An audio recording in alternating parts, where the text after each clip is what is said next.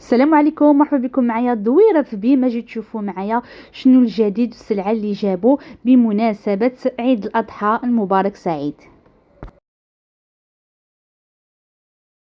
غادي نبداو بهاد الطحانه هادي. الحجم ديالها والماتريال ديالها مزيون بزاف، والثمن ديالها اللي هو 199 درهم.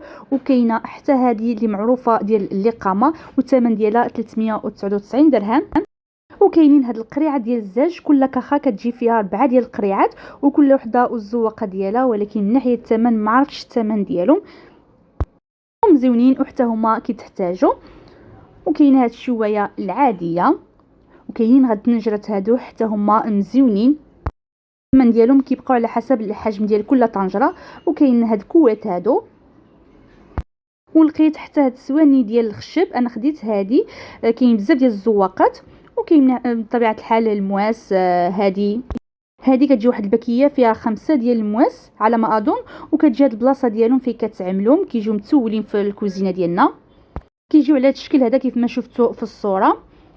وكاينين هاد البالانغانات بالصفاي ديالهم وبالرجيلات ديالهم، مزيونين نتاما كيتحتاجوا في ايام العيد. وكاين هاد بريق ديال القهوه، وكاين هاد الطبسيل هذا ديال السيراميك، وكاين براد. عندهم بزاف ديال الشوايات ديال الضو، هذه اللي كتعمل 299 درهم. كاين بزاف ديال الانواع، وهذا باش كيشعلوا الفحم. والمقراج عاملين له 100 درهم. وكاين هاد الخلاط الكهربائيه عاملين له شي 109 دراهم. كاين هاد اللوحه هذه ديال التقطيع، كيجيو معها جوج مغرفات، الثمن ديالها 49 درهم. ولقيت عندهم حتى ثلاجه وكونجيلاتور. الثلاجه عاملين لها 3999، وكونجيلاتور عاملين له 1799. انا خليت لكم التصويره باش تشوفوا هكذا حتى شحال من لتر فيهم. وهادو ديال الجمعه اللي ما جا ان شاء الله، داكشي ديال الصيف وديال البحر. انا خليت لكم هنايا التصاور ديالهم باش تعرفوا شنو غادي يكون الجمعه اللي ما جا ان شاء الله يا ربي. شكرا على المشاهده ديالكم لهذا الفيديو هذا. الى فيديو قادم ان شاء الله، مع السلامه، باي باي.